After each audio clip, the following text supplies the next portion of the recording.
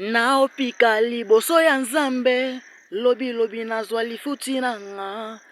Ata lelo nazangi na ngai mbongo, lobi nango ekoya.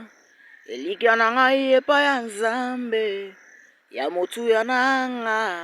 Nasingi yango epai na ye, pote apesa ngai ye ano.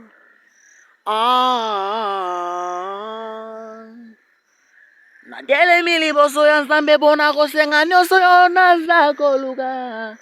Soki Nzambe te na bomoi na ngai, pasi mingi.